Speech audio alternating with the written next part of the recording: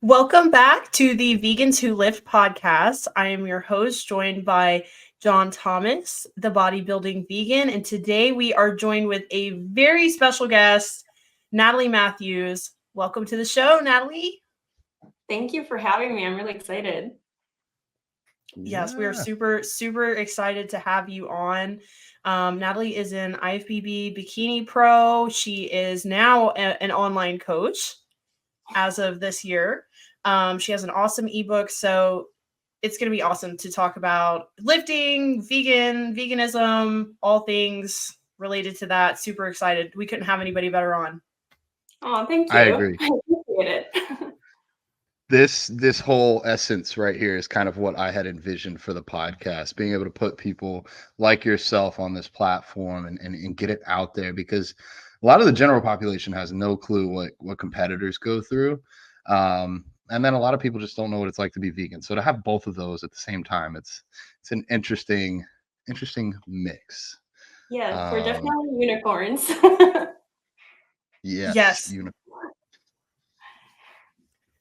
So, Yeah. do you want to? Should we go ahead and start by getting into our wins for the week? That's typically how we start off, and then we'll go into the game. Yeah, I'm like, what's the script? And then I'm like, oh yeah, we do the same thing every week. I should know this. Yeah, we'll do the wins. All right, so John, let's hear your win first. What's your win for the week?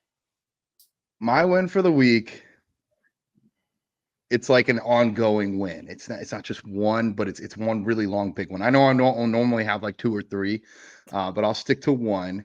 I'm running, and by the time y'all hear this, it's probably gonna be over, but the post might still be live, so you can still donate.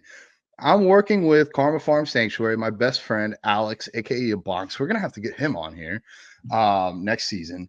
He runs an animal sanctuary with his wife, and so we decided after this event on Saturday got canceled. Sean and I both had the clairvoyance that like the universe is gonna put something out there. Well, Alex was the one that answered the phone, and I said, "Look, I want to raise you money. What would it go towards?" He's like, "Well, we just rescued this pig, Henry." And Henry needs some surgery. He needs a pasture to be fenced in, and he needs a house built. It's going to be like $4 or $5 grand. I said, done. I've been looking for something to do. I want to get this head tattoo. I was going to do the head tattoo either way. So I was like, let's tie it into this. Let me offer to live stream the tattoo if we can get enough donations. And so this has been like a journey for me. One, it was a little bit stressful. Like it took me like 500 takes to get the video right, because I really wanted to perform well. And so far, I can actually check right now live. We're killing it. We're at $2,043 raised, and we want to get to 5,000 by tomorrow. But one of Alex's friends offered to do a $2,500 donation match, so we're like under $500 away. It's gonna happen either way. I told Alex, I said, "You're getting the money either way, even if I gotta fund it. Like I'm gonna make sure this happens." And it's interesting how this whole week has played out. We've had 51 people donate, and that has touched my heart. I know some of these people are not that well off financially, and they're like, wait, let me get my paycheck on Friday. I'm going to donate that morning or Thursday morning. And then they do. And a lot of them aren't vegan, but they're good people. And I think this might be a stepping stone. Hey, I love this dog so much, and this pig reminds me of a dog. Let me help save this pig. Maybe I won't eat one next time. For me, having a little bit of faith, I'm not a religious person. I'm a little bit more spiritual.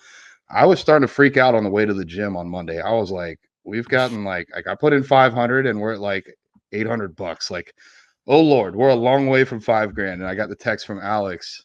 We got that match right as I was having a little bit of doubt. That came through, and it was like, okay, no more doubts. Just throw that out. Just go in and let it happen. It's gonna happen the way it's supposed to happen. So that's been my ongoing win of this week, being able to help out a really good friend, and try to make my life meaningful before I'm gone. So for me, I've already won the week. Gonna get the head tattoo tomorrow. It's the last time you'll see the side of my head with just normal skin. So. That is crazy. Yeah, awesome. A little bit. Yay for Henry the pig, though. That's awesome. Yeah, I'm so glad that we're able to help him out and help Alex out too financially. So yeah, that's a great win. Very heartwarming win. Thank you, Brooke, for donating. You were early in on there. And I mean, part of the reason somebody might be saying, and I said this too, sorry, this continues into the win. Why are we putting so much money into one pig? Like, is this really worth it? There's a lot of animals out there that need help. And I talked to Alex yesterday, and it's not just one pig. It's hope, it's belief, it's value. We're placing value on this pig's life. And if we can place value on one life, we can place value on all lives. And so for me, it's taken on a deeper meaning. I'm not a big animal lover. I'm not, like, I don't roll around with pigs or dogs, but now my heart has been touched, and watching this little guy like run around in his pen, like it did kind of in my heart a little bit. So yeah, we got to get you on the animal loving side. We're gonna get you rolling around with I can't believe that. What? I couldn't believe it either, but he's like not like a big dog person or cat person or just animal person in general. So oh my I like gosh. fish. I really like fish, but I feel like it might be an ethical violation though to like capture them and put them in a tank. So I haven't gotten any since high school. I'm still trying to wrap my brain around it. Like, is there a way I could save some fish? But I feel bad about just buying them from either a breeder or from the ocean and throwing them in my tank. So I don't have a tank anymore. But yeah. Well, Natalie, what would your win be from the week? Mine was I got my first muscle up, and that was pretty cool. It was ugly. It was so ugly. It was so ugly, but I'm really proud because I've been trying for that for years now, but not consistently because obviously I was doing prep, and that took a backseat. Like, skill work is not something that you do in prep. If anything, that could get me injured. So I was like, well, next time I'm in off season, I'm gonna really give it my all. So yeah, I finally got it. So I was so excited. Congrats. Yeah, I saw your stories and I saw that you finally achieved one, and like all of your trials and errors of finally achieving one. And I was just thinking, wow, yeah, I can imagine how much that would hurt if you hit the wrong part of the bar, right? Like oh yeah. I kept hitting my chest over and over. I kept like getting like bruises and like scraped up hands, and I was like, oh my gosh, one day. And I just kept like uploading all the fails, and I'm like, one day it won't be a fail, guys. So but that's usually my journey. A lot of fails before I get a win. So that's so cool. Like, I'll be honest, I'm pretty strong, but I'm not muscle up strong. Like, I've never done one in my life. My younger brother's a gymnast and he can do them, but hats off to you. That is awesome. That is very cool. Thank you. I bet you both could get one, honestly, because you guys have the strength. It's really technique, and once like it clicks, which is super ironic, but yeah, it was pretty fun, you know. Yeah, and I saw you using bands too, so like you like kind of had a strategy to get your first muscle up. So I feel like I would have to do something like that, otherwise I would end up injuring myself, busting my ass. But I also love that you're so transparent and that you do show like the fails and the process to get there, because a lot of people don't show that. They're like, okay, well, I'm going to work towards it, and then once I finally get one, I'm going to post it. No, I've always, like, I mean, that's been me since I started my social media journey. I've always shared the process. So like, why stop now? Even though it's not the same goal that I used to have, I just keep doing it because that's just really been me. But yeah, it was really fun to like have a different goal than to get on stage, I guess, and that gave me those same butterflies. So that's the thing, like with the off season, you just have to get creative with like getting those wins in different ways so you can continue to work towards your goal, your ultimate goal, basically. I love it. Yeah. So I guess my win, I'll keep it kind of short, but I just have been feeling so fulfilled this week with my life. Like, I have so many good clients right now that are just so appreciative of what I'm doing. And like, I get messages all week of like, you're such a great coach, and I'm so glad I have you. I'm so grateful for you. And then not only that, but our coaching academy that we just launched, me and John, that has been so fulfilling too. And I just feel like we're actually helping people, you know, create a stream of income that gives them freedom, gives them purpose. They can actually be passionate about it. And it's awesome that we're helping so many people. And, big picture, helping more animals, helping the planet even more. So I don't know. For a long time, I've kind of felt like something was missing. I've taken a really long off season too, and I've just kind of felt like a little bit lost, or like something was missing. I needed something, and this is like the first week that I've just felt like I'm good. Like this is so fulfilling. Like I could care less what happens. Like I love what I'm doing, and I'm just like happy with where I'm at. So I would say that's my win for the week. That's so awesome. And isn't that good when you finally get to that place in the off season? Because you're always like chasing for like, okay, what is like gonna make me feel what I felt on stage, or like accomplishing that goal or conquering prep, right? So that's so cool. I'm so happy for you. Thanks. Yeah, totally agree. I'm proud of you, dude. You've come so far. I saw your story shouting out your clients, and I could just, it was like a text story, like a black background and just the words, and I was like, man, I know she's feeling good right now. She was shouting out how awesome her clients are, and you've been killing it with the academy. Like you keep up with it better than I do. We have like a group chat, and Brooke's always in there dropping info and helping these people out. And yeah, dude, I believe it. You're putting out so much value. I couldn't imagine that you don't feel fulfilled right now. Yeah, thank you guys. Thanks. Yeah, it's just different. It's like I don't have any huge goal that I'm working towards, and I've always needed that, but I don't even need that. I just am like really happy with where I'm at. So, yeah, thanks guys. Are we ready to get in our game, and then we'll get into the actual pod? Famous shaker cup questions. Shaker Uh-oh. cup. We were gonna do a jar, but we didn't have a jar. Okay, here we go. What is your biggest pet peeve? Whoever wants to go first. I think about mine. Depends. There's so many different ways that we could take this, right? I know. It's so Can we many do- different contexts. Can we do two? One in the gym and one outside of the gym. You're Because I allowed to feel do, like you're allowed to do two. I'll give you Okay. permission. all right. At home, when I go to get on the microwave and somebody left 8 seconds on there because they couldn't wait for their thing to come out, and then they don't clear it, I'm like, what the hell? That's my pet peeve. It's not a big deal, but for me, I'm like, really? I don't know. It's the little Um, things. Yeah. It's the little things. And then I'll do the other one real quick. At the gym, if there's weights in my hands or 2 earbuds in my ears or both, that is not the time to talk to me or fist bump me. I've had people try and fist bump me while I'm curling weight, but I'm like, what do you want me to do? Like, what do you want from me? I'm literally working out here. And I don't try to be a jerk in the gym. Like I'll talk to you in between my sets, but like just because you're leaving and you're in a rush doesn't mean I'm gonna stop my set and put the weight down. So yeah.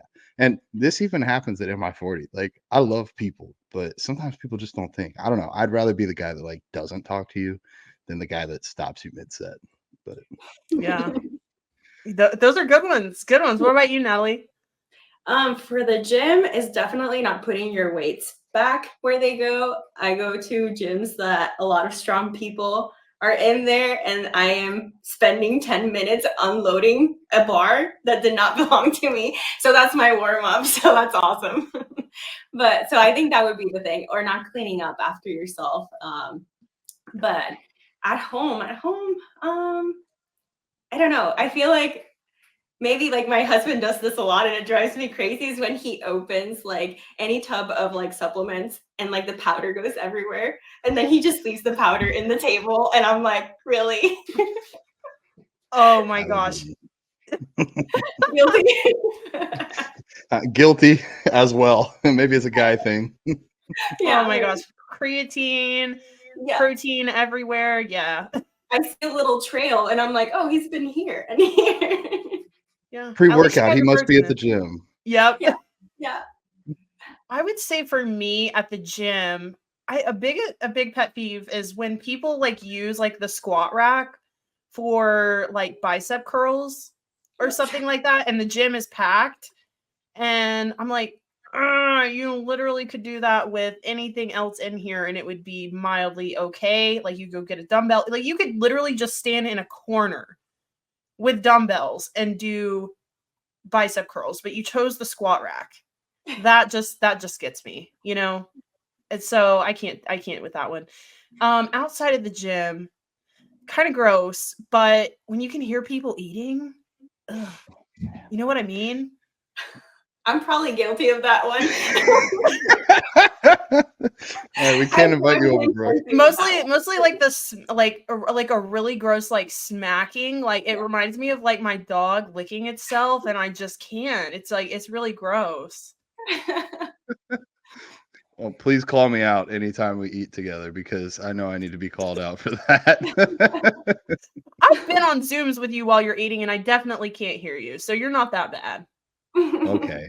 I'll You're take not whatever I that can bad. get there.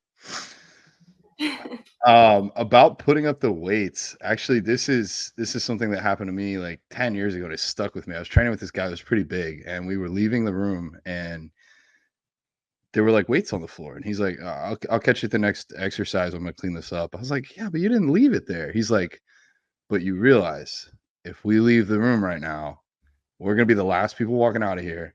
Whoever comes in next is gonna think, oh, it's these asshole bodybuilders that left all these weights laying around.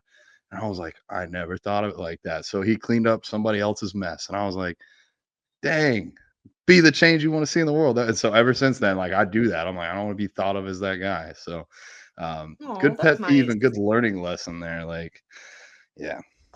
Yep. I love it. All right. Well, let's get into Natalie's story a little bit. The reason we're here today. So Natalie, if you want to give a little bit of background on yourself, just for people who might be listening and they may not know who you are, that would be awesome. So my journey started a long time ago, but basically I went vegan 11 years ago. Through that transition, a lot happened. And I went from competitive surfing to bodybuilding to then professional bodybuilding. Through that transition, I also did a little bit of like culinary work at school and was able to create what everybody sees now as Fit Vegan Chef. And I document my whole entire journey for the past 7-8 years, I think, on YouTube. So yeah, I bring people along everything. So, and I've always said, like, I document everything in hopes to inspire others to, adopt a more compassionate lifestyle. So whether that is going vegan, or maybe I just inspire you to, just do one vegan meal a day or try one of my dishes and share with your family, like that to me has that ripple effect. So that's always been my why and forefront. And I always try to do it in a very kind and compassionate way. So that's a little bit about me in a nutshell. Love it. Yeah, I really love your approach to advocating as a vegan because it's very subtle and it's very positive. Like, I don't think I've ever seen any sort of like negative post from you ever. And I've been following you a while.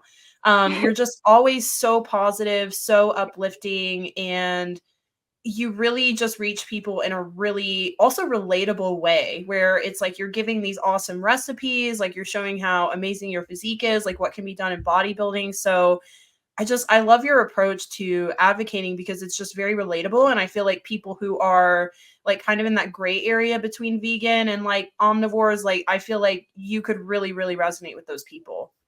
Thank you. Thank you so much for saying that. Yeah, of course.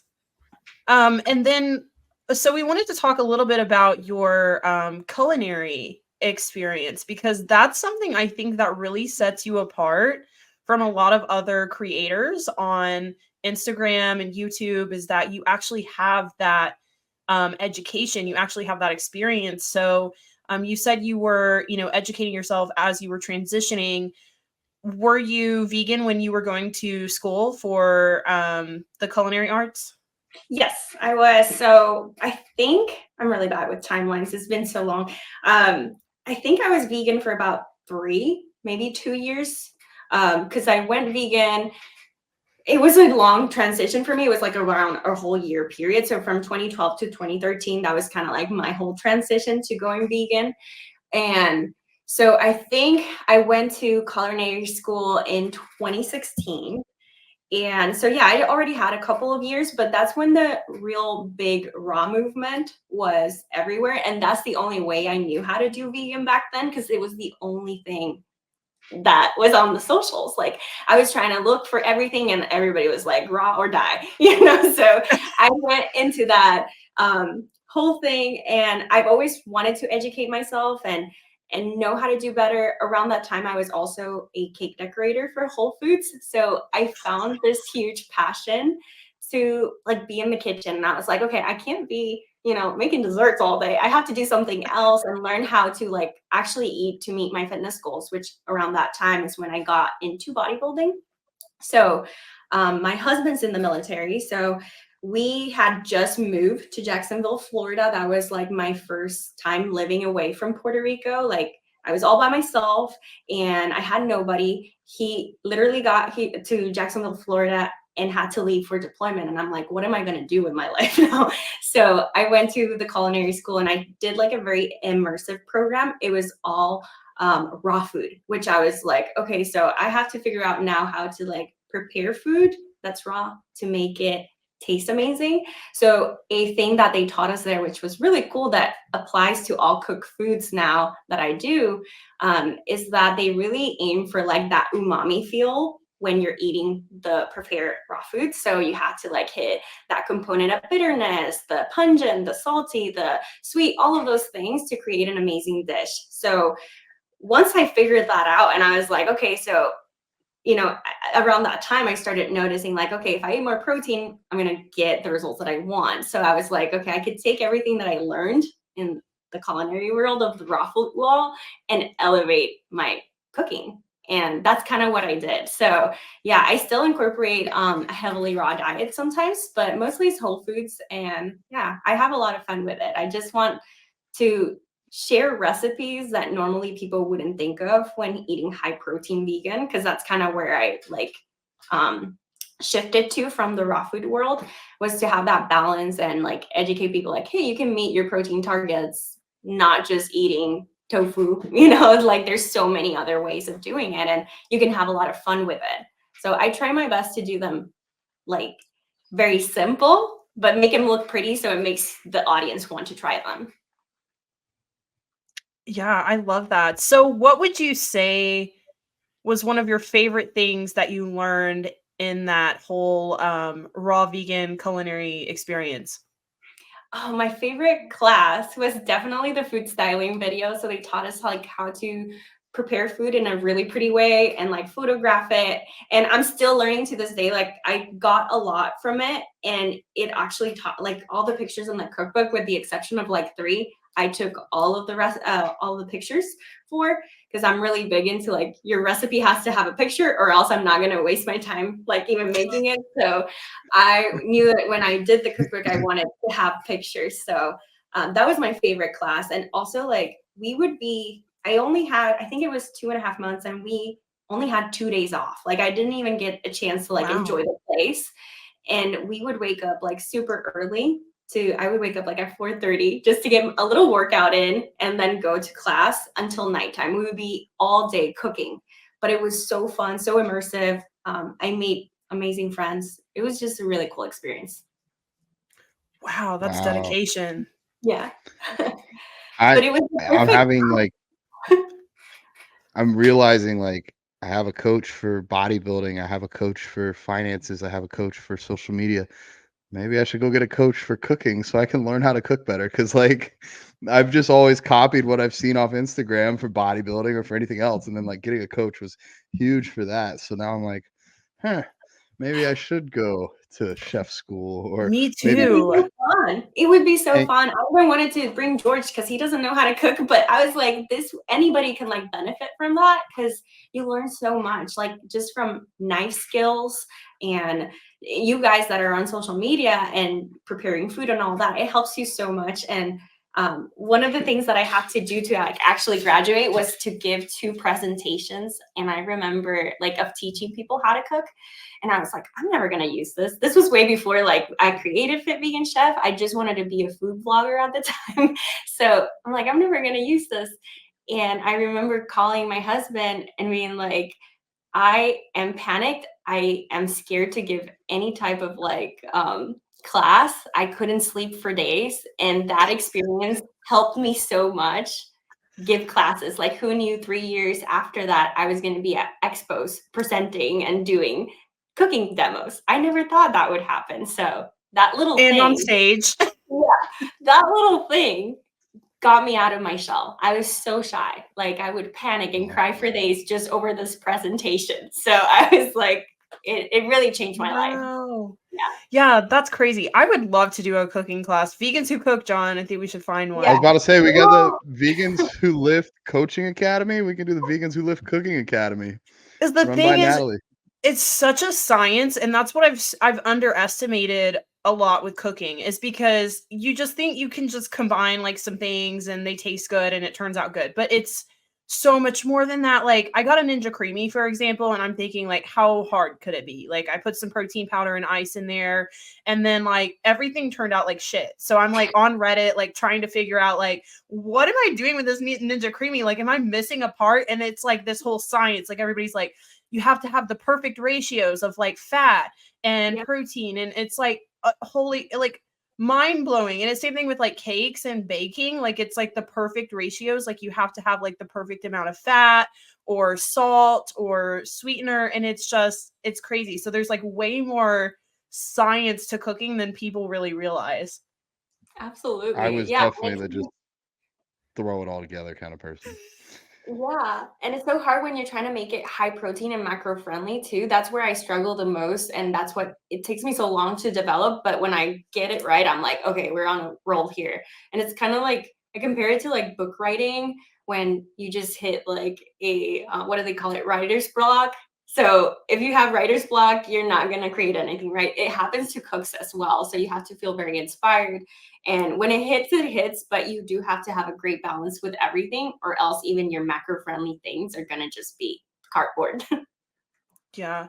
That's one thing. When I found your page and I found your recipes and I ended up buying your ebook, eventually, I was just like, "Ah, finally," because as much as I love vegan recipes, there's so many vegan creators out there that a lot of their recipes are so high in fat, and they're not really calorie macro friendly either. They're very low on protein. So although they're really healthy, they just aren't really realistic for people who are trying to change their composition like we are, or maybe trying to get lean, maybe get show ready. So that's what I love about your recipes, is that they're very practical.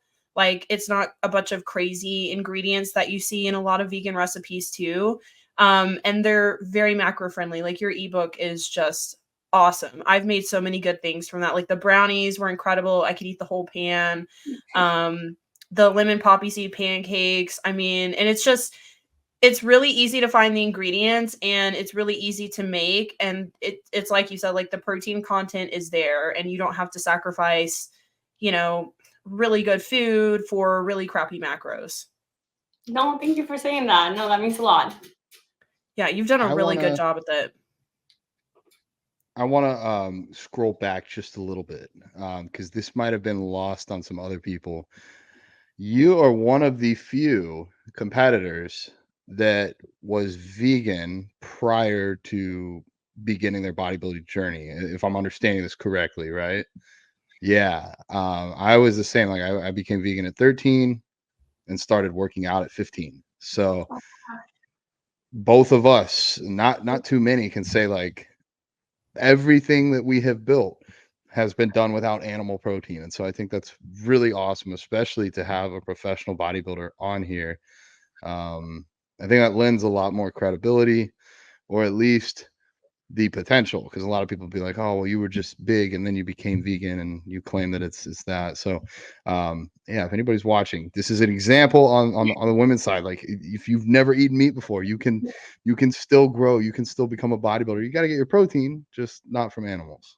Yeah, I don't know how to do it any other way, honestly. Like, I was, yeah, like I said, like I was vegan for a few years by the time I started lifting weights. So I learned how to do it vegan, and that's the only way. And I get all the time like people asking me, oh, like, which one do you like better? I'm like, I never did it the other way, so I have no idea. And I'm sure And you're a natural athlete. Yes. So even more impressive that you've made it to pretty much the highest level of bodybuilding as 100% natural and vegan, and you built all of that vegan. Yes. Yeah. Something that I'm really proud of, honestly. So yeah. Very cool. Another thing I wanted to ask you about, I heard you mention that your transition to vegan was kind of like a year-long process. So I'm curious as to like what that process was like for you. I feel like it could be very relatable to people because I just didn't want to make the necessary changes to go there. And I didn't have the ethical connection just yet.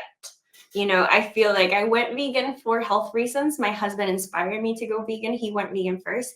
I was vegetarian by accident. I didn't know the words vegan and vegetarian existed, not in my Puerto Rican family. Like those things don't exist. So now they've gotten more popular, but I was a cheesetarian and I didn't want to give up my cheese. That is really what it was. So slowly through that year, I was slowly decreasing it, started feeling better, started experiencing a lot of like health benefits from it. I was doing competitive surfing and during that transition, and my weight dropped naturally from decreasing calories because the cheese, I literally would put it on everything, guys. It was an unhealthy addiction, and I know it. I would put it on cereal, on coffee, on everything. Like, Wow. and I always say this, and it's probably super redundant, but I would go through the 2-pound bags of Costco all by myself in a week. Wow. Yeah. Were you So, Kind of still impressive, able but to go to the bathroom? yes, I don't know how. I don't know how, but And that did, was my diet. It was cheese, pasta, and no greens, rice and beans. And yeah, through the transition, and I think that's why I fell in love with like the vegan lifestyle, not just the ethical and the environmental side and all of that, but it really opened up my eyes to all the foodie possibilities. Like I had such a limited diet because I didn't know any better, and I grew up in a culture where they don't teach you these things. So it just opened my eyes. Like I was trying veggies that I've never tried in my whole life, fruit that I never tried in my whole life. So it was just like, yeah, my transition was extremely slow. Just I'll take accountability. I just didn't want to drop the cheese. I've heard cheese as a sticking point for a lot of people, and I don't know. Maybe I just didn't have very good cheese as a kid because like it was never a big sticking point for me.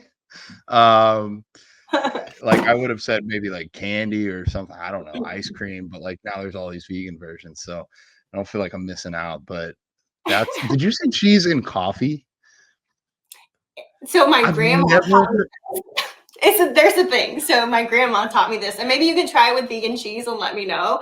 I don't do it anymore. yeah. So we have Puerto Rican coffees, like kind of Cubano coffee, which is just like straight black, like a shot. Or we have I don't know what the name in English is, but it's a little pot that we put on top of the stove top. It's very pungent, so it's not like American coffee. So I would drop, and I guess it's similar to what people in the keto community do with like the butter. So I would drop a piece yeah. of like cheddar cheese or mozzarella cheese, and then I would let it melt. And that's how we eat it. I guess it's You not know that what? much different from creamer. Yeah. I'm Let's like, don't try it. try it. But I don't do it anymore. I was like, man, I was crazy back then. Yeah, let's Who try am it with I? vegan cheese. Yeah, who am I to judge? I'll try it with vegan cheese. I've tried some weird combos that have worked out. So pro tip, Natalie might know this, but like if you add salt to a dessert, it tastes even sweeter. Yeah, Oh, a lot of people yes. don't know that. So I'm gonna try cheese in my coffee, I guess. That's I did not expect that. I feel like it's probably a big cultural thing for you too, right? Like cheese, I feel like is probably, and also John, probably cheese in Puerto Rico is probably much better than our cheese. Yeah, So it was in every meal. So it was just like something that, yeah, I just gravitated towards. So I was vegetarian I say vegetarian on accident because I didn't know what vegetarian was, but I just never enjoy eating meat, eating chicken, all those things just straight up gave me like the gross like ick. And I was like, I can't have that. That's an animal. I would make that connection, but I didn't make it with like the cheese. So That's so funny that George actually went vegan before you. I didn't even know that. yeah. So, did he just randomly decide to go vegan, or what prompted him to go vegan? So he was just eating vegetarian because that's what I cooked at home. So I guess we were both accidentally vegetarian, and he had really bad sinus infection problems. He is a helicopter pilot for the Coast Guard, so that's a big no-no. So he was about to get like medically disqualified, so he needed either to change his diet or do something surgically. So they were the doctor was like, hey, have you ever tried removing dairy? So that's what he did. So that accidentally made us transition our whole, I guess, household into vegan by accident. And then when we started educating ourselves more and more, we were like, the ethics. And that's what kept us vegan this long. So is he in the military and currently a vegan at the same time? Yeah. I've heard a lot of people say you can't do that, but clearly we got at And least he one. deployed for months doing it. And we could do a whole episode on that. It's pretty cool what he did. Yeah. We might have to do that, Brooke. Yeah. Vegan in the military. Like, I feel like I was vegan in law enforcement. I got so much pushback. Like, oh, you can't even kill an animal. How are you going to stop a bad guy? I'm like, well, I could kick your ass. So that's a start. But okay, I'm not going to be mean. But yeah, I mean, I think it's more of, to me, it makes sense from a law enforcement or military standpoint. Like, we want to protect people that can't protect themselves. That would include animals. So it makes sense to me, but I know I'm weird. He says the exact same thing. So Here we go. I had one more question and now I forgot it. Oh, more of a statement. I have a lot of those. Yeah, Brooke's laughing because I always talk. Shit. But I think it's interesting, like your activism and your side, you provide easy ways for people to learn how to make these meals. And in your own journey, it wasn't the ethics that brought you over, but it is the ethics that kept you. And so I feel like for me, I don't try to propose what I'm doing is healthy. Like, I know being a bodybuilder isn't healthy.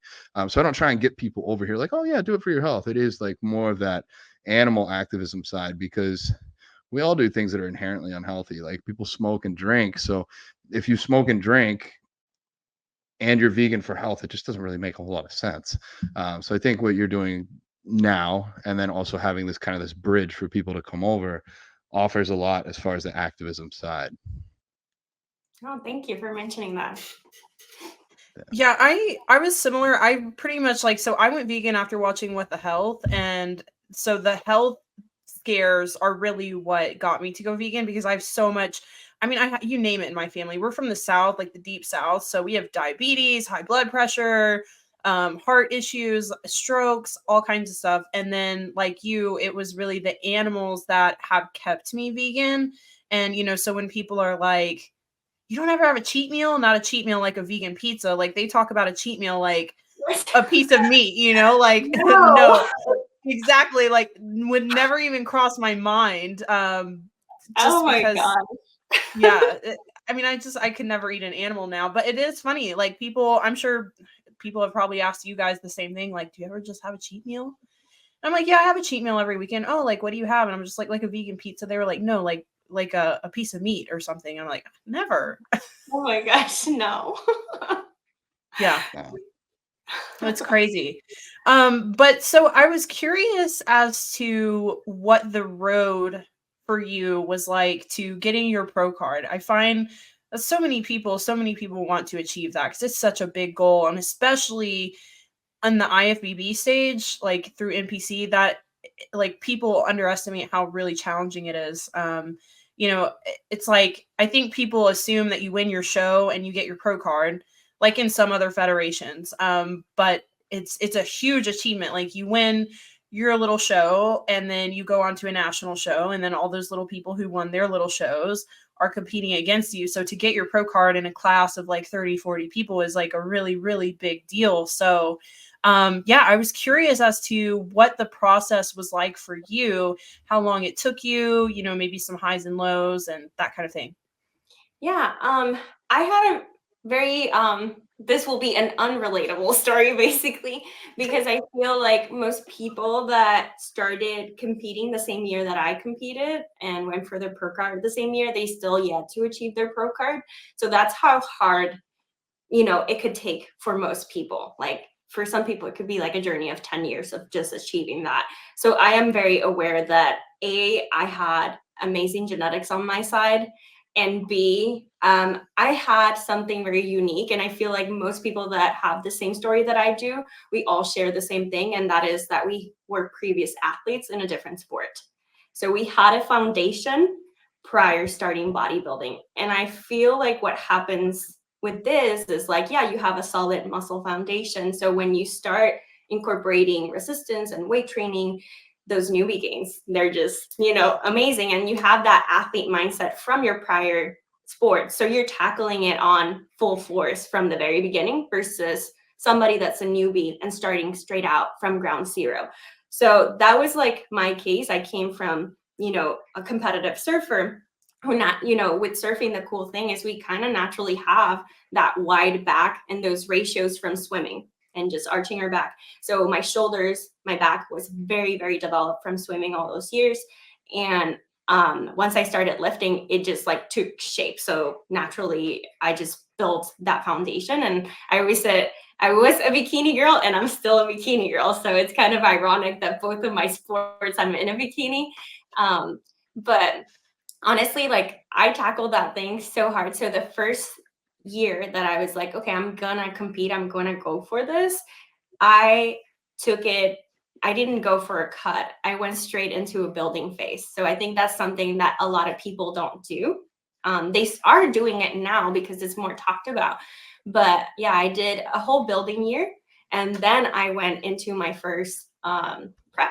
And I think that right there set me up for success. So I was years ahead of people, even though I was a newbie myself, but I feel like that really is what catapulted my journey. So the first year, 2017, I competed in the Natural Federation NFF. I won that show.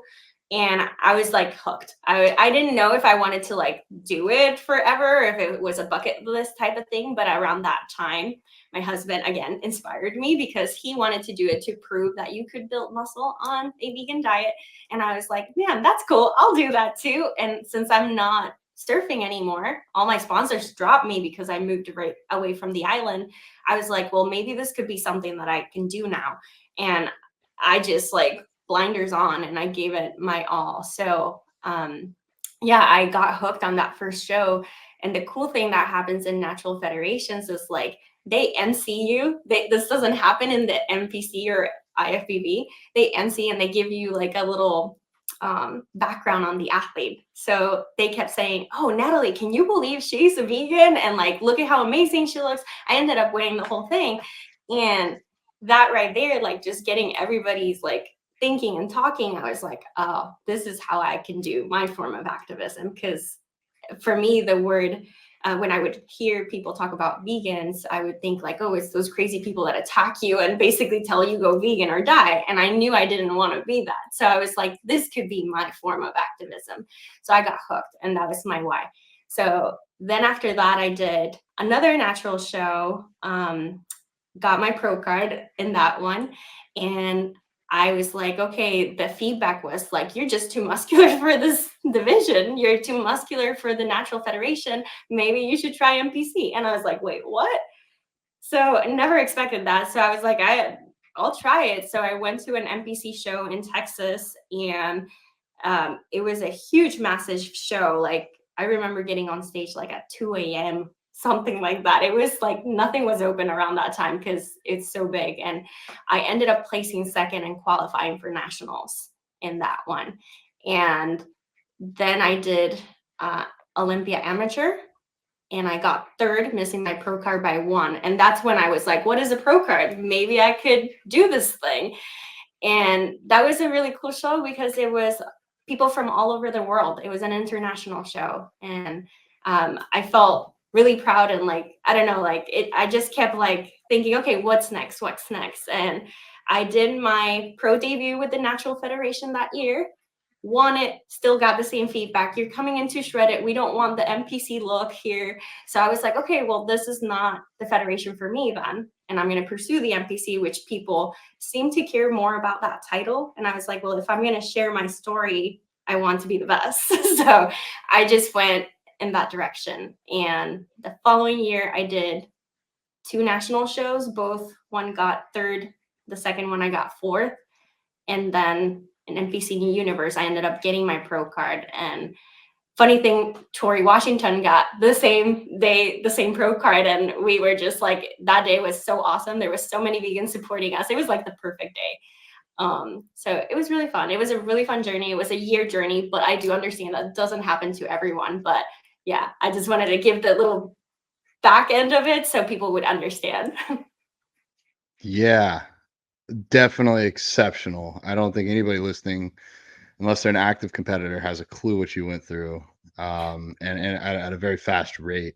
I was 5. Did you say 5 different shows to end up getting the card? Does that sound right? So it was 3 national shows, and I got my, on my 3rd attempt on the national show, I got my pro card. Okay. Yeah. So like it didn't happen the first day or the second day or the third day. It took a few, and that's still fast. I mean, every division's a little bit different, but like I thought in 2021, the first time I'd been on stage since 2014, I was like, oh, I could be pro in 2 years. And now it's 2024, and I'm like, it's gonna be at least 2 more years, at least. So it's a long road for most people. Um the whole activism side. I didn't know that you and Tori were at the same show. That's pretty freaking cool. Another pro vegan bodybuilder. Yeah. Um, if I wasn't able to say that I'm vegan or like promote that, I wouldn't compete. It wouldn't be worth it for me. So I can relate to you there. Yeah, I don't know. It was like what would lit my fire up. I don't know. I was like, okay, this is what I was meant to do. Maybe it wasn't surfing because I was an okay surfer, but I never broke like my big goals with it. And like, I don't know, when I started doing bodybuilding, I was like, okay, this is what I was meant to do. It just made sense. I don't know. I got so hooked. But that year, yes, it did happen quick. But just think about it. I was stage lean for a whole year. That hurt and I'm probably still recovering from that. So yeah. Yeah. Did Did you you have any sort of rebound or any Um, sort of like thyroid gut issues or anything like that from being so lean for so long? so again, another weird thing with Puerto Rican culture, dieting is not a big thing. So this was my first ever experience dieting. So I think I just like all of the cards aligned for me. I didn't have diet or food issues prior to any of this. So it wasn't a thing. So even coming off of that show, of my last show, I didn't rebound that year. I did rebound on 2019. And it was because I decided, oh, I'll do my pro debut. I got that bug and I was just like, let's keep going. But I ignore all the signs of my body being like, hey, we can't do this anymore. And right after that 2019 season, I experienced a bad rebound, which is not a bad rebound compared to other people, but for me, it was. For somebody that has never been like super overweight or anything like that, for me, it was like mentally very challenging. Yeah, very common in the sport, and a lot of people don't really talk about it or share that, but it is very common. I also think it's really interesting that the Natural Federation was pretty much just like, hey, you're too muscular. You need to go to the NPC. That's just really surprising to me. But when you do look at the pros on the natural stage, they look way different. And so I can understand why they encouraged you to go to NPC. And I mean, obviously it was the right decision for you. And like you said, it is a little bit more prestigious in a way, like being an IFBB pro, and you can reach certainly more people that way for, getting the vegan message across, which I think is huge and so important. And the more vegan IFBB pros, the better, right? Yeah. Yeah. And the thing is, a lot has changed since then. So now, like, the natural federations are very competitive and are rewarding physiques like mine now. So that's been really cool to see, you know, transitioning from the years, because when bikini started, I think it was like 5-6 years old when I started bikini. So it was still a relatively new category. So, and you know, the other federations were jumping in on it when it wasn't quite developed just yet. So I feel like it was definitely the right transition for me, and I wouldn't like change my path any other way, because it worked out amazing, and I accomplished so much, so I don't take it for granted one single bit. Yeah, it's crazy how much it's changed over the years. Like even just bikini, like I remember looking at bikini girls like when I just first started thinking about competing, and I was just like, I don't know. I don't know if I'll fit in that category. And then now, I mean, just like looking at the Olympia winners and even just like the women on the pro stage, I mean they are jacked. Like these are athletes, and we talked a little bit about this on Danny Taylor's episode, just about how much it's evolved. And I mean I guess really all of the divisions, like at one point figure was almost like an entry-level division. Like people could really, you know, go and compete in figure if they didn't have a lot of experience, and it's not even really like that anymore. Even bikini, like I feel like bikini you could train for a reasonable amount of time, I feel. And then that's another thing with you is like you had been training a long time before you had actually even stepped on stage. Like you had put in a lot of work and a lot of time. And bikini now is so competitive, it's insane. And I mean, like that's why you constantly see like the Olympia winners, like they're always just trading places. It's always the same people, and they're just trading spots. It's so highly competitive. But yeah, they're so much more muscular now. I mean, I like the look, but again, it's like it's a division where it's really hard. It's subjective a lot of times, you know, and it's all about having a look. And even like I was watching the results from the Arnold, and we might be getting too into the weeds here, but it was, you know, such minor differences between like the top two. And it's just it's so interesting with bikini how subjective it is, and how the criteria, like sometimes they like the more conditioned look, sometimes they like the more full, more bubbly look. So it's just kind of all over the place.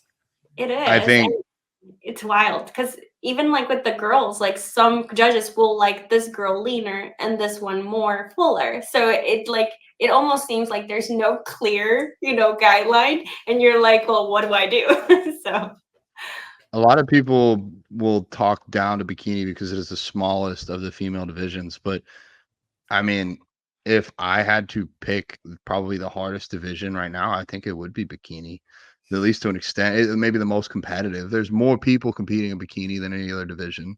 From an objectivity side, on the male side, or I guess you could even look at female bodybuilding, like bodybuilding at its core, like a men's open, is about becoming as extreme, like whatever extreme size, leanness. I guess that's really, I mean, you got purport conditioning, like all of those are going to be pushed as far to the extreme as they can. Whereas bikini is pulled back to this moving goalpost. So you might have the physique that would have won this year, but then next year they want you a little bit harder, a little bit softer. And it's from a coaching point, it's like trying to hit a moving target versus a stationary target. It's a lot harder. And then you got a lot of other people shooting at that target too. So yeah, what you've done is a lot harder than people give credit for. yeah, and I'll never forget, like even like to just piggyback on what you just said, in 2019, one of my feedbacks, this was in my pro debut season, was like, your quads are getting too big, stop training quads. And I was like, me? I got chicken legs. What are you talking about? Like, I couldn't believe it. So they were really trying hard to keep the division to where it was back then. And I was like, okay, well, I'm going to take 2 years off, and I'm going to grow as much as I can, you know, because I'm not enhanced. So I have to take my time off away from the stage to really, really be at a surplus and do all these things.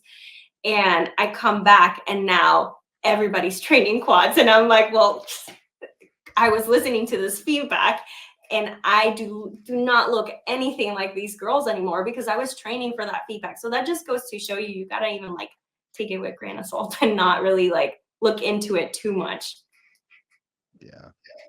Yeah, I feel like it's like you just have to bring your best. And it's just crazy because you look at like Amy, and she's got like pretty big quads. Always worry about that with me in bikini. Like I just feel like my quads are going to be the death of me. I've yet to go to a national show, so I guess that will really determine, you know, where I stand, and I'll figure it out then. But yeah, it's crazy how much it changes, and especially for you, like you dedicated 2 years to growth and to really bring in that bikini physique, just for it to change dramatically in a year, in 2 years. It's crazy. And I mean, I think the other divisions are like that too. At least the women's divisions. Well, men's physique, I would say as well, has changed quite a bit. But like women's wellness, I mean, oh my gosh, like it's just changing rapidly. I mean, the way that the criteria is. Yeah, no, absolutely. It's even like Natalie was saying on the natural side, like they're doing maybe a better job of adhering to their subjective standards. Because I recently attended a natural show, and there was this guy in men's physique, and it's the smallest of the men's categories, but this guy was pretty big. Like I was like, this guy could go to the NPC if he wanted to. And he got last place. I was like, whoa, like they're not rewarding him at all for being big. So for me, it was like, I'm so glad I'm not a judge here. Like I don't want that. Um, but to tie us into the next thing, so did you have a coach for your preps, or were you self-coached? How did you do that?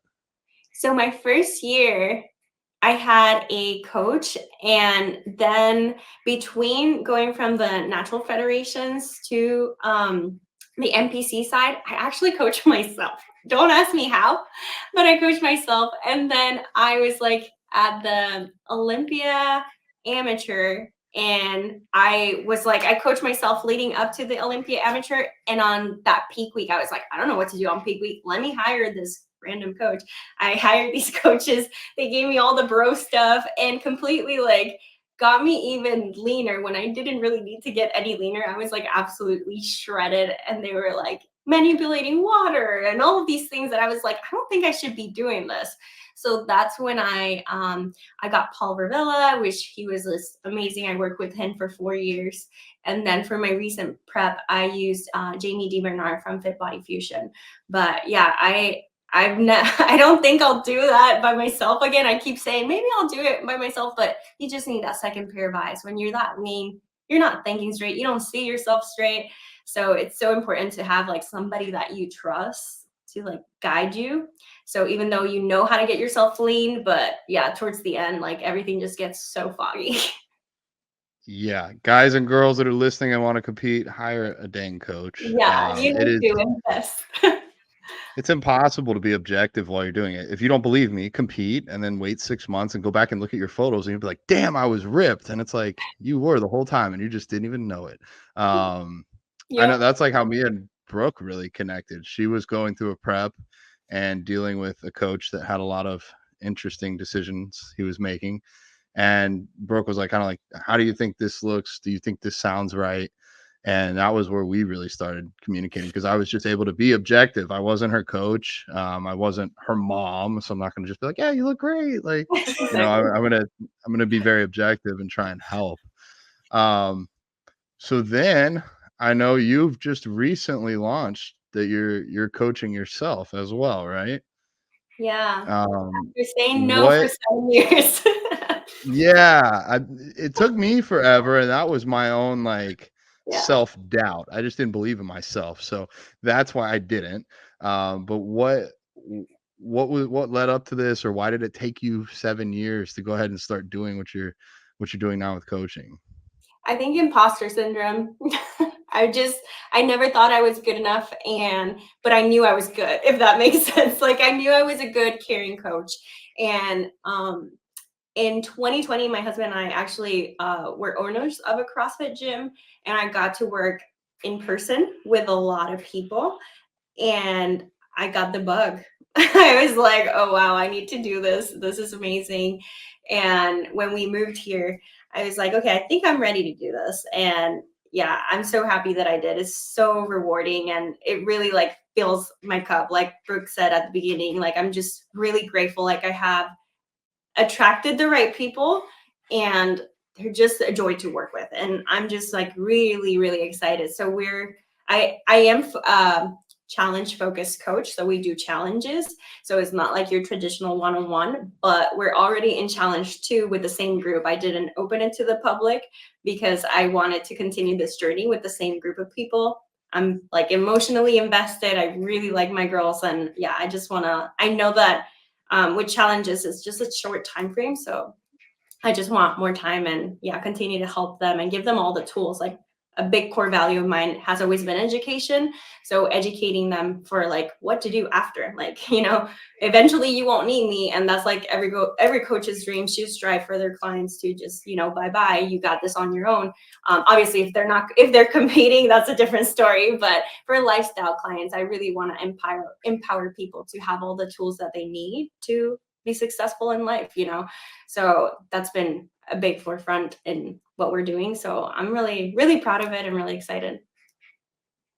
That's awesome. That's amazing. Thank you. So what made you decide to go with a challenge instead of like one-on-ones or any other form of coaching style? Good question. So with that, for me, it was reach. I wanted to like help as many people as I could. And I knew that way I could have like the group calls and like talk with these women and community. So a big, big part of it is the community. And that I learned having my CrossFit gym community was everything. So it was something that I always wanted to create. And again, being a fit vegan on a stranded island, you feel so alone. And just getting all these women with like same like-minded goals and empowering each other and helping each other, motivating, it's really cool. So I think that was my main goal. It was just community and reach. Yeah, love it. What would you say has been like the biggest challenge with online coaching for you? So when I was doing in-person coaching, one thing that I love to do was like physically hold my person and like, help them navigate the weights and like be there for them and like, hey, like what you're targeting right now is your deltoid. You should feel it right here.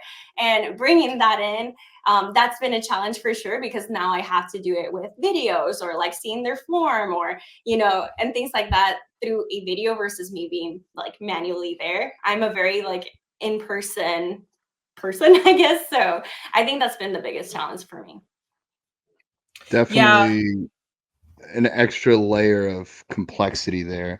For me, it's funny, like as the coach, I'm actually probably asking more questions than telling them what to do. Instead of like, make sure you feel this here, I'll say, where do you feel this? And I'll be like, I feel that in my lower back. I'm like, okay, well, we're training hamstrings or we're training quads. We don't want to feel that in our lower back. Let's change this up.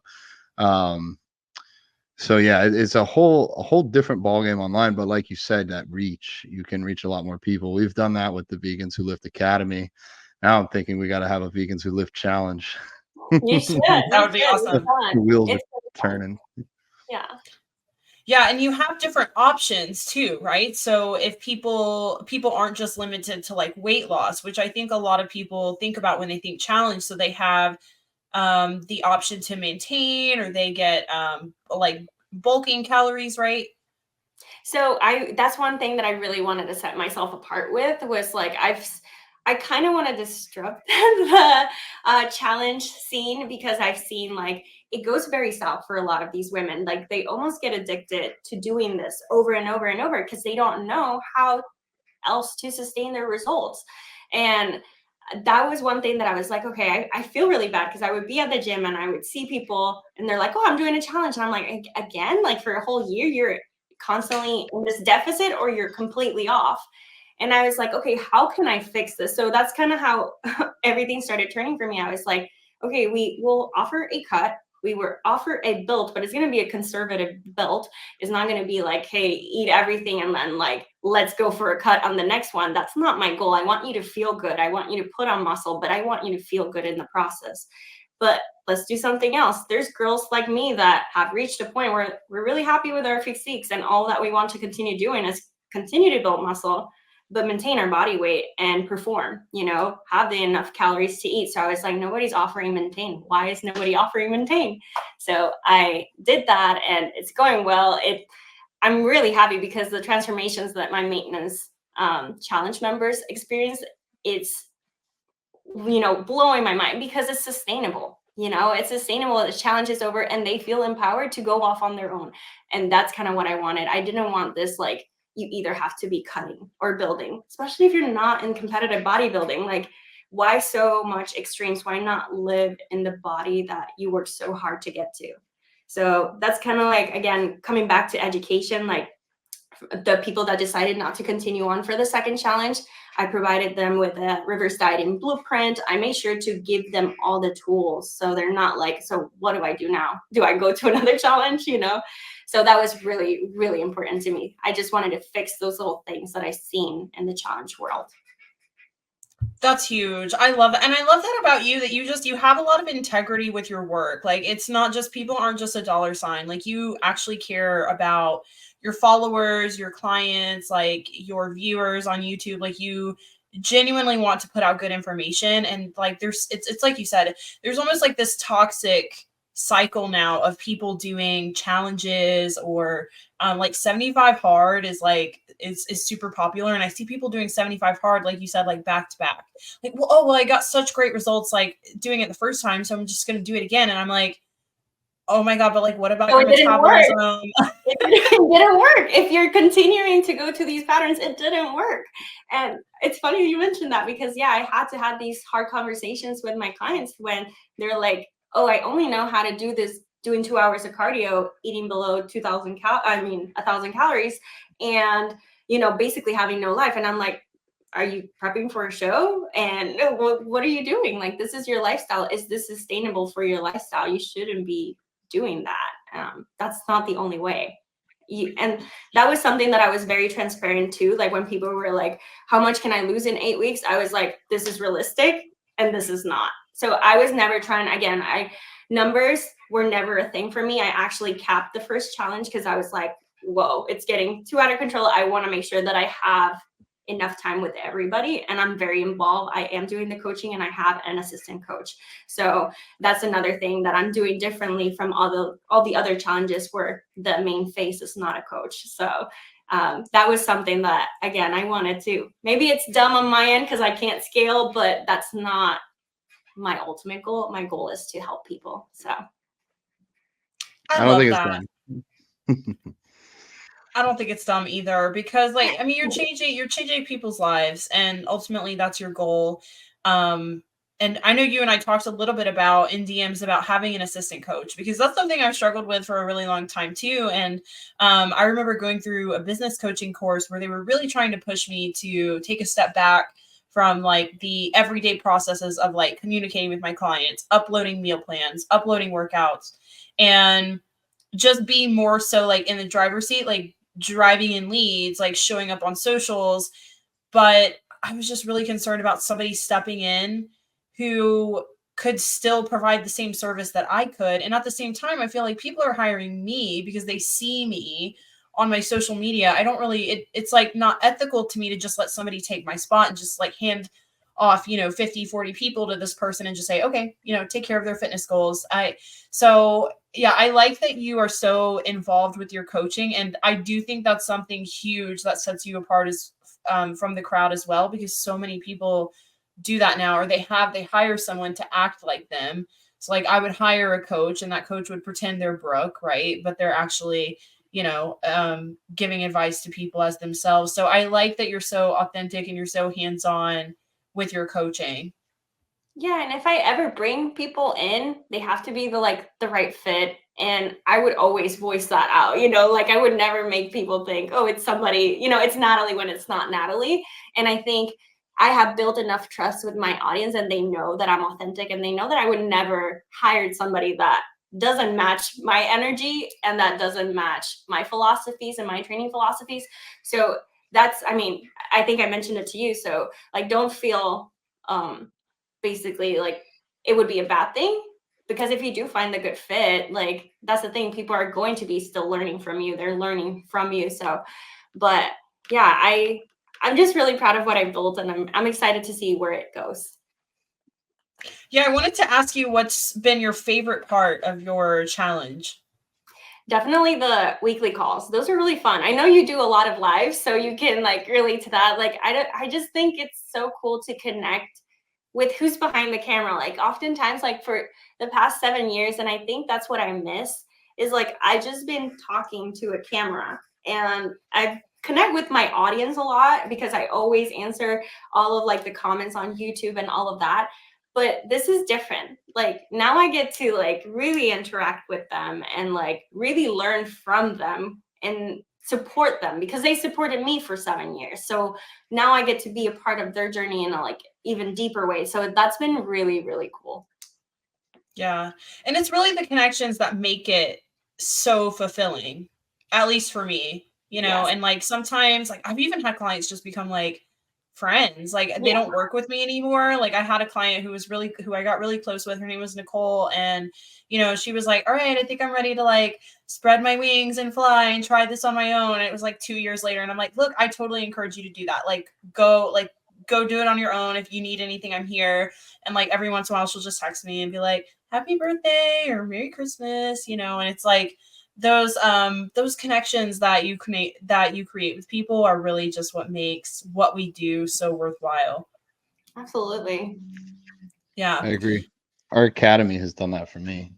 I feel Yeah. I resonate with Natalie. Like I'm always putting out there, but not really getting in real time feedback from people. So getting once a week, we sit down and we have class for about an hour. We usually run over, but getting to see all the students that come and have live questions, it's pretty fulfilling. It is. Yeah. It's really fun. Now you guys need to do a challenge. Yes. Yeah, I'm down. Speaking of the academy, so we're helping people build their social media. Me and John are still actively working on our YouTube.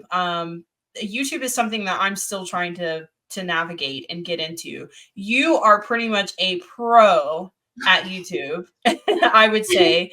Thank you for So saying that. It doesn't feel like it, but thank you. your YouTube is so impressive.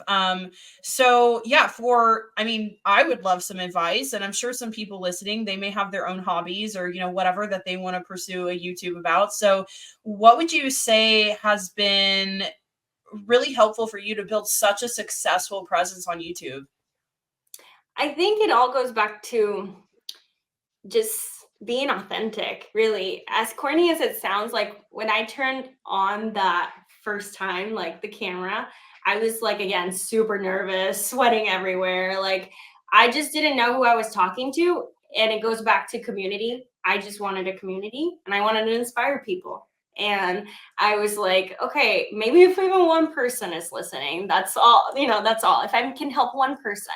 So yeah, it started with that and just being very authentic, being always very raw and real. I documented everything, the highs, the lows. Like people have seen me like in my real lows and those rebounds that happen and navigating life and all of those things. I was always very raw and real, even when I didn't want to show up because that was important. Because I always thought that, yeah, IG can be a very like a highlight reel. So I wanted to break that in YouTube because it was important because now you have like the long format. YouTube is my favorite platform and you can really connect with your audience. You can really build a community and build that trust. So for years, I never sold anything. For years, I never expected my audience to do anything. I provided content for them. Simply it. I provided value, education. So we always go back to that. And yeah, I just was able to build this amazing like tribe that sticks with me and comes to shows and supports me. And like, it's just wild. So yeah, I never had an agenda to turn it into something. And I think, again, that kind of set me apart. But now that it's here, I'm just so grateful, honestly, because I don't feel alone anymore. And I get to connect with people like you. That are in the same space, so we're not alone anymore. Like back then I was just shouting and I was like, hello, are you there? And now it's like there's so many of us and it's really, really cool. Yeah, that's awesome. The two biggest things, value and then authenticity or keeping it raw or putting a little bit of vulnerability out there. In my own journey, that's helped the most on Instagram, trying to do similar things on YouTube. And I think you've already hit on that. Like, if people have been paying attention, you posted all your fails for the muscle ups. You posted the times that you were down after competing. Like, this isn't a highlight reel. If you only post a highlight reel, you're not relatable to. You Yeah. seem like too far out there, too different. I love a good story where somebody does fail along the way. Like, I mean, look at like the Rocky movies. He lost in the first movie, but like everybody fell in love with him. So We're really um a big fan of the Rocky movies. Keep moving forward was the mantra that we use for all of our things. And people are like, really, Rocky? And I'm like, yeah. Like, it was yeah. awesome. It's awesome. They're good. Well, I can say your YouTube is definitely successful, at least in the fact that that's how I first learned about you. You No popped way. up on one of my like suggested searches or something, and that was it for me. So That's um wild. Oh my gosh. yeah, yeah. Yeah, but same. That's why I love your YouTube, is because I get so much value from it. Like my Ninja Creamy situation, like I was like, shit. And then I was like looking on YouTube and I'm like, oh my God, Natalie has a Ninja Creamy episode, like video. I'm in the right place. Like, which by the way, I got to make the mint one because that one looked really good. Yes. So be careful, because that video I put way too much mint and then it was like, whoo, it was a lot. But yeah, just add a little bit at a time. Add a little bit at a time. But yeah, another thing that I would suggest, like as far as advice goes, like quality over quantity. We can get very wrapped up in having to post every day or having to post like multiple times on, especially on YouTube is long format. So even if I don't show up for a month, I know that when I show up, it's going to be quality and it's going to be education and it's going to be something that my audience will learn from. So yes, sometimes I post things for fun, but I don't know. I just go back to like, I just want to like be a positive light in a not so positive world these days. So even though sometimes I'm like, I mean, I'm a positive person as it is, so I can understand some people like, does she ever go through rough times? But I just try to look positive in every situation. But with YouTube, I just really wanted to like make sure that education is in the forefront, whether it is like, making a fun video or making a Ninja Creamy, like you're learning, but you don't really know it. So yeah, the quality of your videos is really good. Like all of your equipment and like your technical stuff is really, and I know George helps you a lot with that, right? yeah, George has been amazing because this became something that I started with like my phone camera and it wasn't perfect. That's the thing. Like a lot of people want to get it all perfect. And I'm like, just literally turn on your phone and start, because it's never going to be perfect. And we're always learning. And just like our fitness journey is not perfect, like that's how everything is. So George found like this huge passion for editing and content creating, but telling my story. So that's like, he is like the behind the scenes. So we just are able to do this really fun thing together. So that's another reason why I can't post that frequently, because he has a full-time job. I have a full-time job. So it becomes a little bit hard, but whenever we get to create that magic together, we just make sure that it's good. Oh. Man, that's awesome. Okay, so me and John, we need to get a cooking class, and I need to send my boyfriend off to like camera editing technical school, see what he can do on my videos. I love I was it. gonna say Yeah. I need to get a George, but I do have a Yeah. Sean. So Sean, thank you. He keeps up. I do 5 videos a week, and he keeps up with those, and Wow. that I know that's a lot. I used to edit for videos for a small company, so like I have an idea of the time involved. Wow, that's amazing. That's really good though. I wish I could do that, but yeah, that's amazing. So yeah, just keep at it. Honestly, it'll grow. Like you just can't get discouraged. I think the biggest thing with like YouTube, like so many people will be like on YouTube for a couple years and they don't see anything trending up, but don't let that be the focus. If you keep showing up, eventually something will happen. And guess what? That audience is gonna go, like, I can't tell you how many people still like are typing like, oh, this video was awesome, and it's my first video. And I'm like, cringe. It's like, no, why are you watching that? So it Yeah. goes back. So yeah, I tell people like, just don't get discouraged. Like somebody is watching.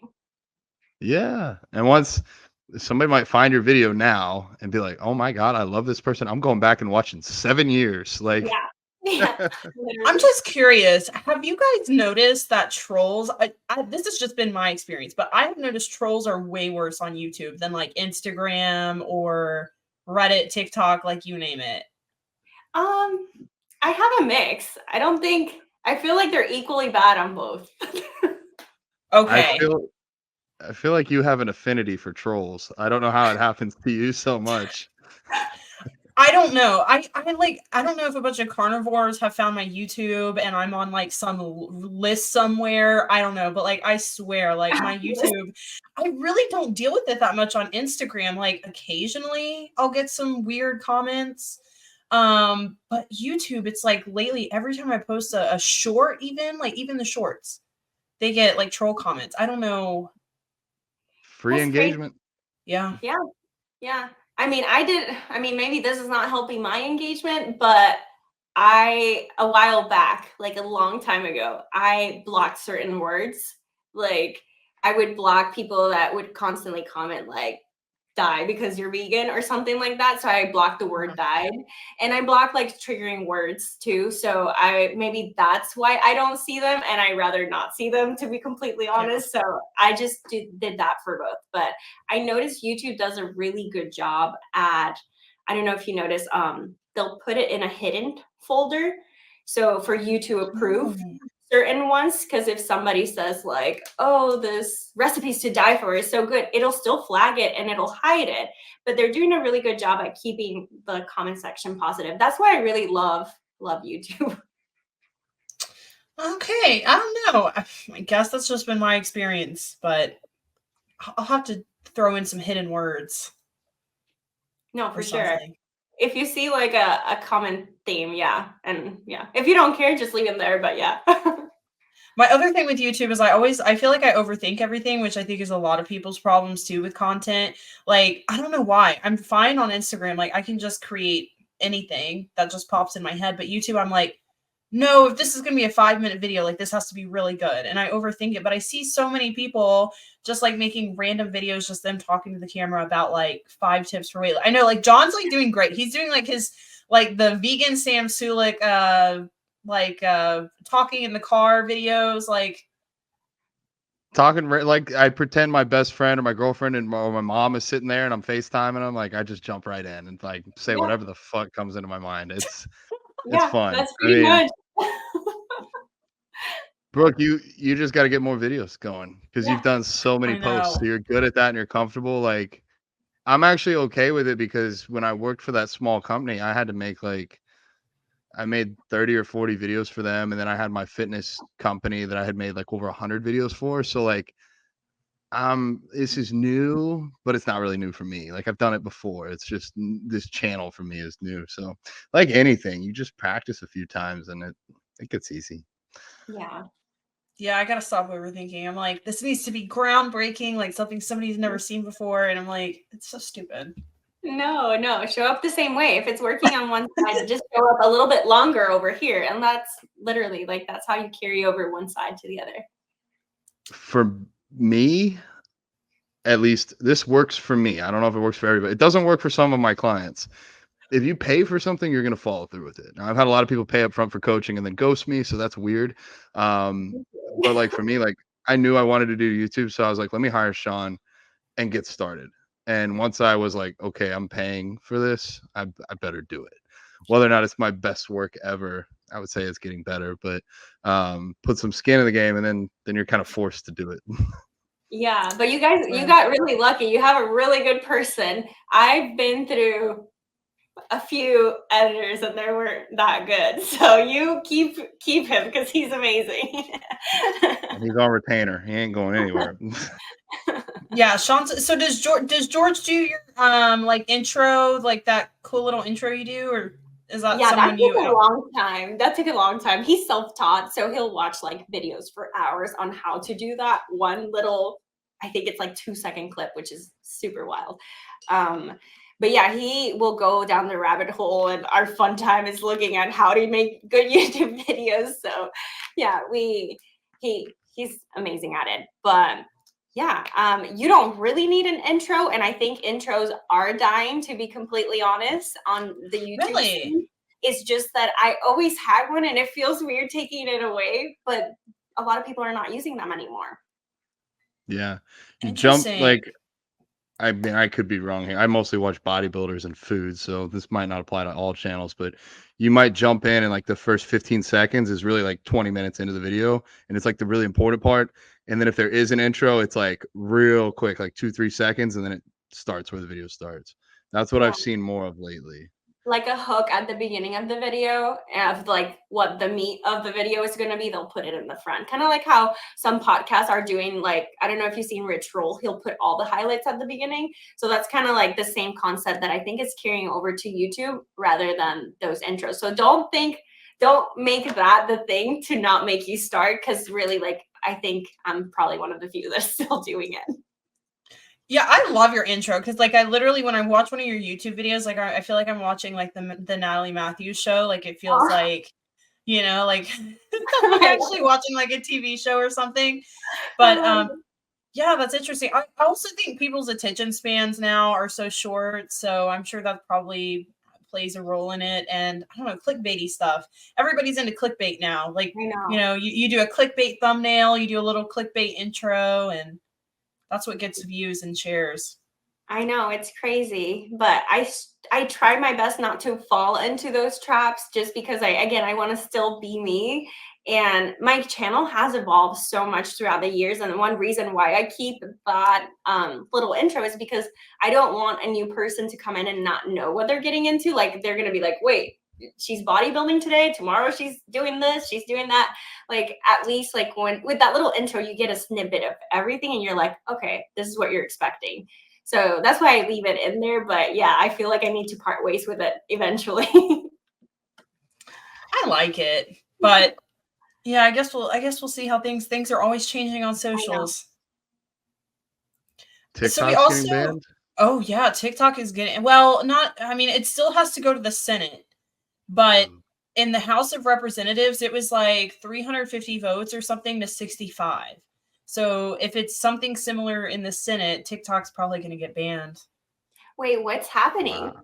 Why am I? Yeah, literally the government, the US government is trying to ban TikTok. Wow. I guess because I don't know, there's all this like talk about the Chinese Communist Party censoring stuff from the Western world. So Sean said, unless they can be purchased by an American company. So the idea is like they feel like the Chinese Communist Party is interfering with I don't know, the algorithm. Like I think it was Marco Rubio said something like TikTok has one of the best like artificial intelligence algorithms in the world. So like they're just very worried about like the Chinese Communist Party having that. But yeah, the House of Representatives, they passed the bill. So now it has to go to the Senate. If the Senate passes it, then Joe Biden signs it and TikTok is banned unless they're purchased by an American company. I don't know who that would be, like Mark Zuckerberg or whatever. Go Musk. You already got Twitter. Right? Yeah. Wow. I did not know that. See, I'm not on I try to be on TikTok, but I never got the hang of it, so I just stopped posting at all. Like, Me either. like, yeah. It was too many platforms for me to like actually produce content, and I didn't want to like repost the same thing everywhere. It just felt like weird, so I was just like, no for TikTok. Yeah, my TikTok never did well either, so I'm definitely not hurt that it may or may not get banned. But it's kind of crazy because some people, they really do have their entire careers on there.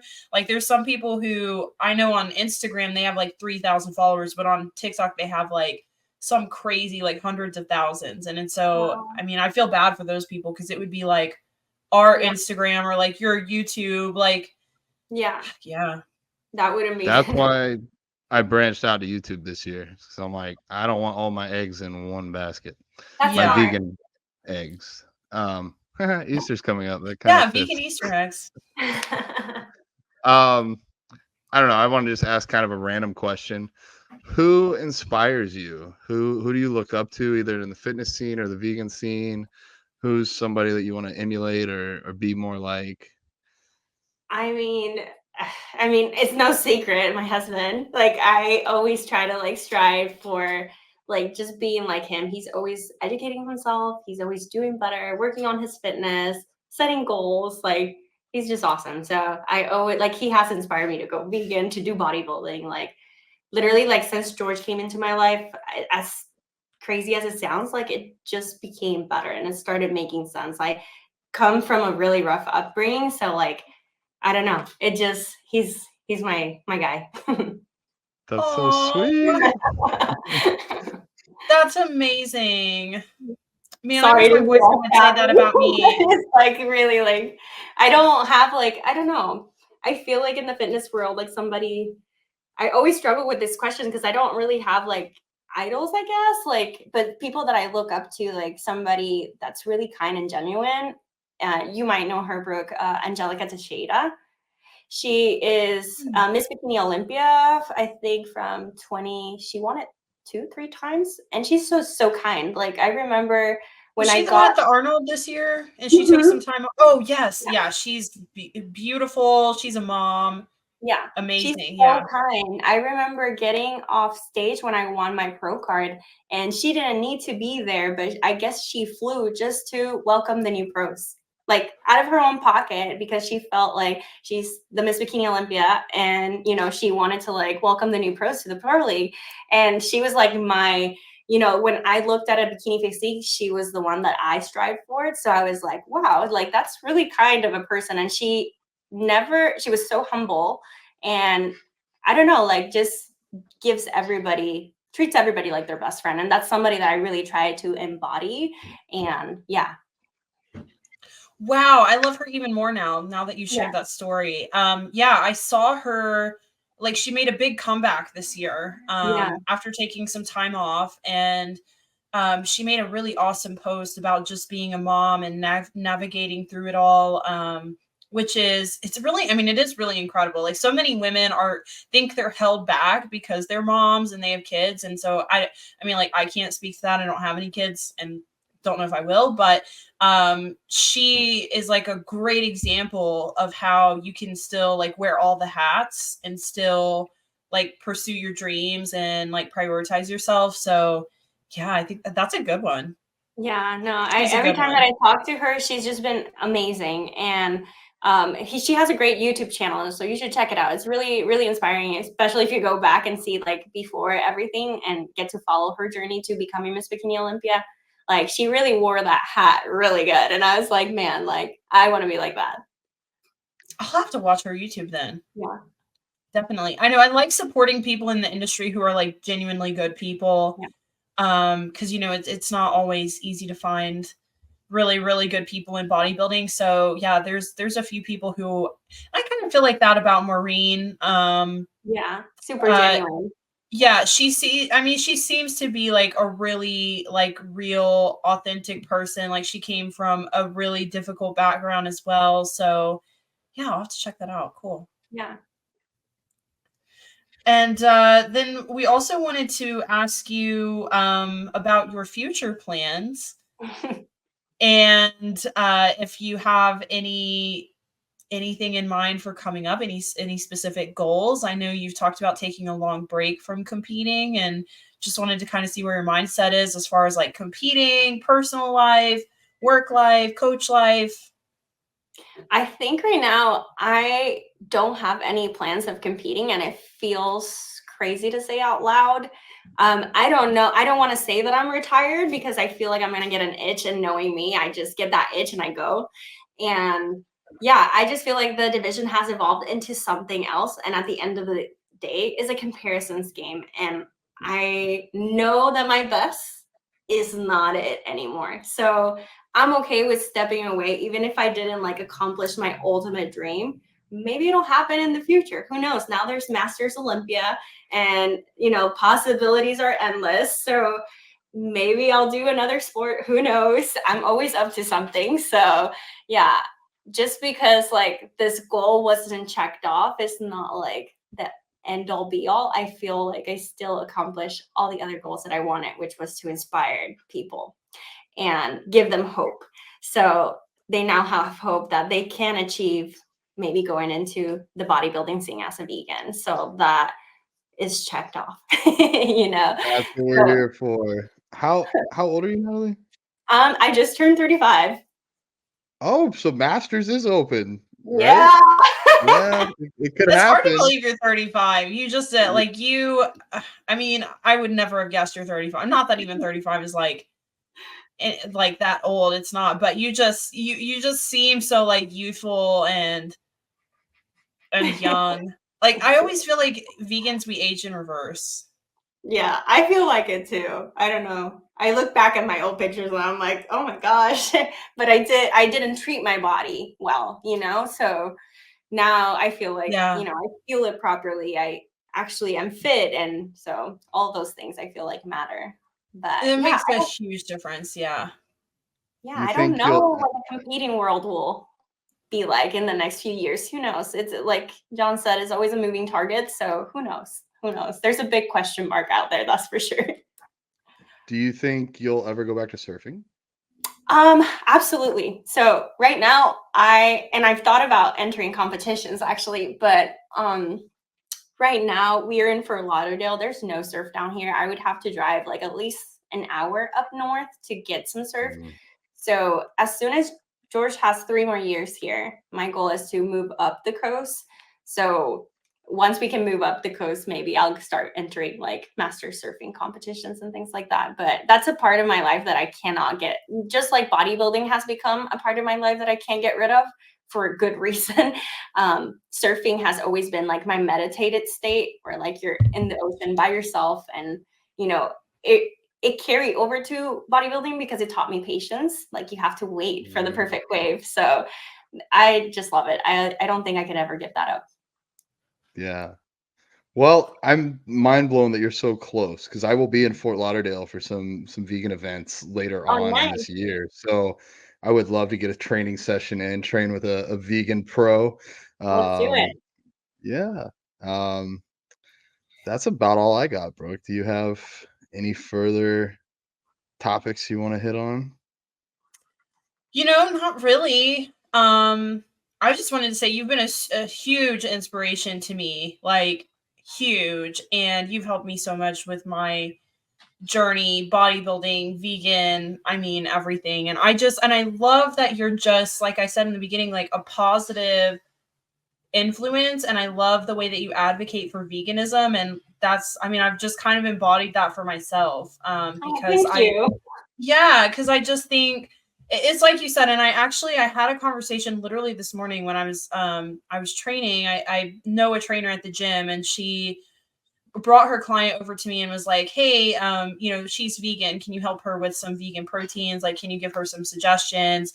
And we just started talking about veganism, and she was like struggling with being vegan, and she was like, yeah, I really want to be vegan, but you know, I'm just struggling with going back to that, and like the criticism that I get, and I just don't want to be like one of those vegans who's like throwing blood on people and saying if you're not vegan you're a bad person, all this stuff. And I'm like, okay, but like that's not what veganism is. Like that's not like I'm not that person either. And like you can easily still like advocate for your lifestyle in a way that isn't doing that. And so I know, anyways, a long story just to say, like, I love that about your page, and it's really inspired me and like my approach with my content and my activism. And my activism is being strong, being healthy, like showing people that you can accomplish really awesome things as a vegan. So yeah, and I also love how you conduct yourself in just such a professional way, and you're just very honest and authentic, which is so hard to find on Instagram now. And you're just always giving value, you know, like you have some awesome reels of you working out and like awesome recipes. It's always value focused, and it's always focused on helping people, which I think is huge. Thank you so much for sharing. No, I'm super flattered. Thank you. Of course. Yeah, Thank you well, guys for having me on, by the way. I know you guys are super busy, so I really appreciate your time. Right back at you, dude. I think we're all busy. We're all trying to do things that matter. Yeah. Is there anything you want to cover before we close out? Any challenges you got coming up or events you're going to be at, or anything you want to plug? No plans right now. I will be opening a new challenge later on in the year. So for those people that are on the wait list, it will happen. And then, yeah, you can follow me on YouTube and IG. It's Natalie Matthews on YouTube, and then Fit Vegan Chef on IG. Perfect. Love it. And the cookbook, her ebook is awesome for anybody listening. It is awesome. You will not regret it. Protein bagels, you name it. Protein tiramisu, it's all good stuff. Thank you so much, guys. Very Brooke approved. All right. Thank you, Natalie. This has been another episode of Vegans Who Lift podcast. Please, please, please head over to vegansexplore.com. Drop us some questions so we can answer them live on the next episode. Send this to all your friends, your family. I say send my stuff to Alex's Goats. You can send it over there as well. Make sure you turn on the likes, the subscriptions, all that stuff. And with that, thank you again, Natalie. Have the absolute best day ever. We'll be in touch. Bye-bye.